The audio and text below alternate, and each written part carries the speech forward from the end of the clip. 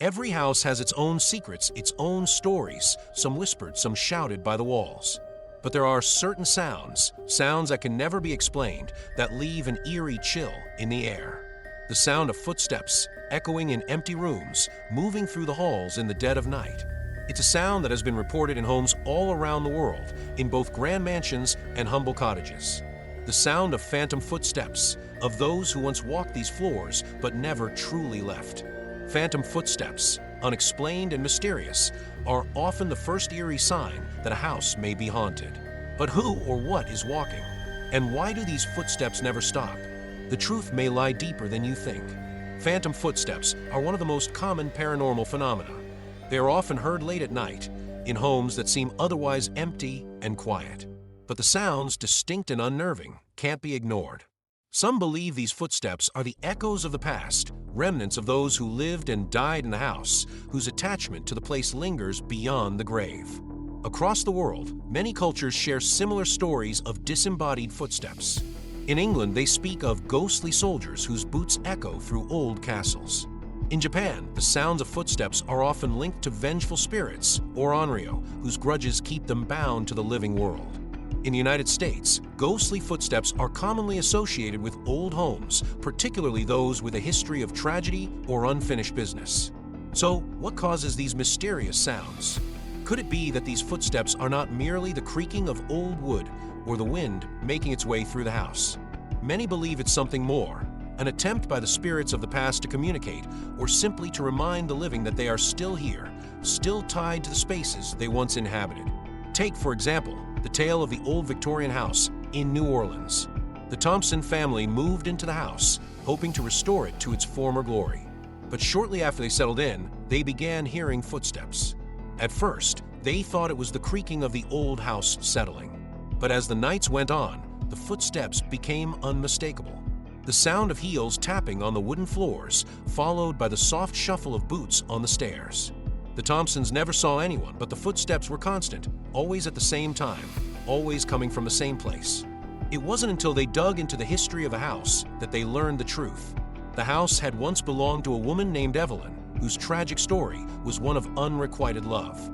She had lived alone, waiting for the return of her lover, who never came back. After years of longing, she died alone in that very house, her heart broken. Neighbors recalled hearing stories of Evelyn's nightly walks through the house, always pacing the floors, never able to rest. And perhaps it was this same attachment to the house, the same yearning for a love that never materialized, that kept her spirit tied to the house even after her death. To this day, the Thompsons claim to hear her footsteps as she wanders the halls, searching for something she will never find. While the stories of phantom footsteps are terrifying, some researchers have attempted to find a logical explanation. Psychologists suggest that these experiences might be linked to the brain's interpretation of sensory stimuli, especially in old houses. Creaking floors, shifting furniture, and natural settling noises can often sound like footsteps, especially in the quiet of night when the mind is at its most sensitive. However, not all occurrences can be so easily explained away. Many who have experienced these phantom footsteps insist that they were not simply the result of old wood or the wind. They claim the footsteps were deliberate, purposeful, and sometimes even interacted with them. In these cases, the sounds do not follow natural patterns. They move toward the listener, stop in front of them, and sometimes even seem to acknowledge their presence. Perhaps the most chilling example of phantom footsteps comes from the Briarwood Mansion, an abandoned estate known for its tragic history. The mansion had been home to the Hargrave family, wealthy landowners who had lived there for generations. But in the late 1800s, a mysterious fire ravaged the house, killing most of the family, including the youngest daughter, Charlotte. Legend has it that Charlotte was alone in the house when the fire broke out. She ran through the halls, calling for her parents, but the smoke and flames consumed her before she could escape. Her body was never found. The mansion was left to decay, abandoned by the few who had survived. Today, the mansion stands in ruins, but every so often, locals claim to hear the sound of hurried footsteps racing through the hallways, as if Charlotte is still running, still trying to escape the flames. Some say they hear her calling out for help, her voice carried by the wind. Others swear they've seen a figure in a white gown running through the ruins, vanishing just before they can get close. To this day, Briarwood Mansion remains one of the most notorious haunted places in the region.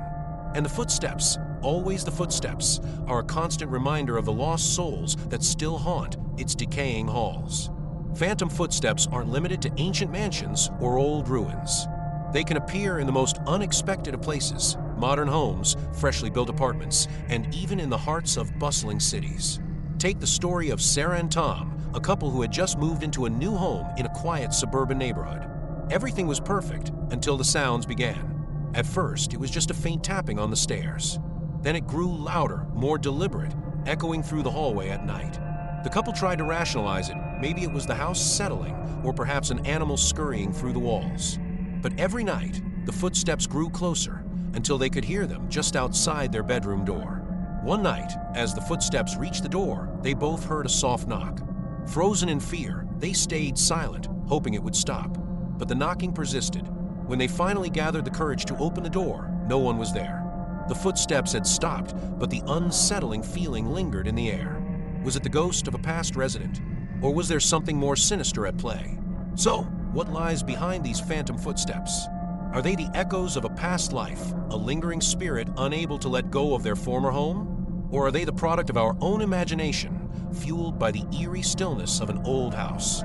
Perhaps we will never know for sure. But one thing remains clear: these footsteps are not easily forgotten. They are a reminder that sometimes the past is never truly gone. It lingers walking beside us, echoing in the quietest moments, reminding us that some things, once alive, never really leave.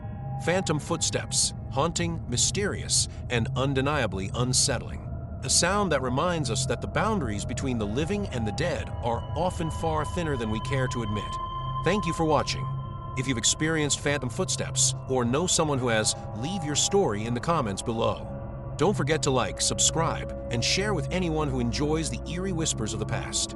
Remember, next time you hear a creak in the floor or a faint step on the stairs, you may not be alone after all. In 2014, a family moving into their dream home in Westfield, New Jersey, thought they were embarking on a new chapter of their lives. Instead, they found themselves caught in a nightmare that began with a series of chilling letters that would haunt them for years to come. Letters from a mysterious figure, a figure who called themselves the Watcher. Who was this person? What did they want? And why did they focus their attention on this unsuspecting family? Tonight, we unravel the terrifying mystery of the Watcher letters. Meet Derek and Maria Broadus. In June of 2014, they purchased their dream home, a beautiful 5-bedroom house at 657 Boulevard in a quiet, family-friendly neighborhood in Westfield. With its tall windows and large yard, the house appeared to be everything the family had hoped for. It was a symbol of success and a new beginning. However, shortly after moving in, the Broaduses received a letter that would change everything. Dearest new neighbor at 657 Boulevard, allow me to welcome you to the neighborhood. I am the Watcher. I have been put in charge of watching and waiting for the new owners to arrive. I have been watching this house for the better part of 2 decades now. The letter was disturbing, to say the least. It wasn't just a welcome note, it was a veiled threat. The Watcher spoke as if they had been keeping tabs on the house for years, and their obsession with it was clear from the very first line. The letters didn't stop after the first one. The Broaduses received a total of 3 letters in quick succession.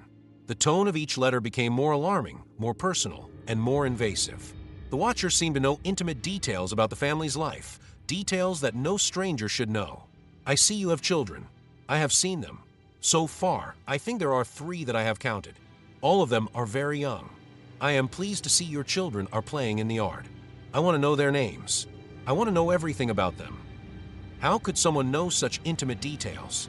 The Watcher spoke of the children by name, observed their movements in the yard, and seemed to keep track of their daily routine.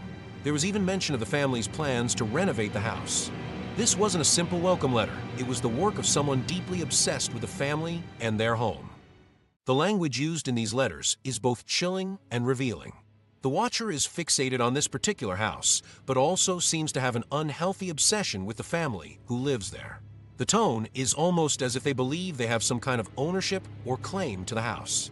They want to control how the family feels, making them fearful, making them paranoid. I am pleased to know your names now. You have made a lovely house, but I will need to keep watching. I will wait for the day when you leave. You will be made to leave. The Watcher's words are methodical and calculated. There's a disturbing mix of personal knowledge and cold detachment.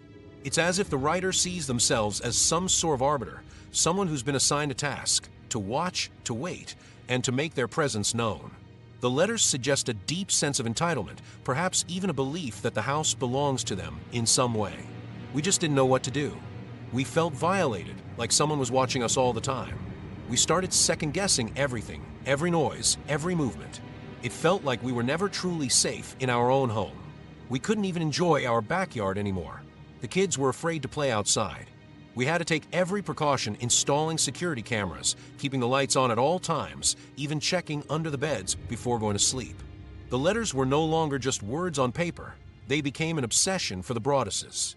They feared for their safety, but also for the safety of their children. What had started as a dream home was now a prison of anxiety, leaving them wondering who could be watching them from the shadows, waiting for the perfect moment to strike. We were stumped. There was no clear suspect. The letters seemed to come from someone with an intimate knowledge of the family's routine, but no one in the neighborhood had any idea who might be behind it. As the case progressed, it quickly gained media attention. Newspapers, news channels, and online forums all began to speculate on who the Watcher might be. The Broaddus family found themselves under the microscope, their private lives laid bare for the world to see. The case became a subject of national fascination, but for Derek and Maria, it was a source of additional stress and humiliation. Cut to an interview with a journalist. The media frenzy surrounding the case was intense. Everyone had their own theory about who the Watcher might be, and some speculation bordered on the absurd. But the impact on the family was undeniable. They couldn't even go out in public without being approached by strangers who wanted to know more about the letters. While the media painted the case as an intriguing mystery for the Broaddus family, it was an ongoing nightmare. The pressure only intensified as they were thrust into the public eye. It became impossible to tell where the investigation ended and where the public's imagination began.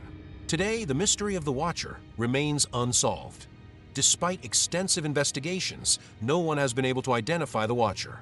No one knows why they targeted the Broaddus family, and the motive behind the letters remains unclear.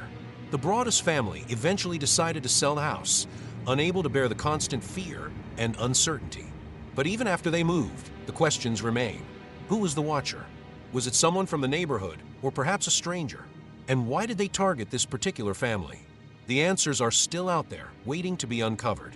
The story of the Watcher letters has become a modern-day legend, a terrifying reminder of the dangers that can lurk in the shadows of our everyday lives. It speaks to our deepest fears, the fear of being watched, the fear of being powerless in the face of an unknown threat. As the mystery continues, it raises larger questions about the nature of fear, the anonymity of modern society, and the lengths to which some individuals will go to invade our privacy. The Watcher may have faded from public view, but the unanswered questions remain. Could they still be out there, watching someone else, waiting for their next target? Thank you for joining us as we delve into the chilling mystery of the Watcher letters. If you have any theories or thoughts on this case, we'd love to hear from you. Share your comments below, and don't forget to like, share, and subscribe for more unsolved mysteries that will keep you questioning the world around you.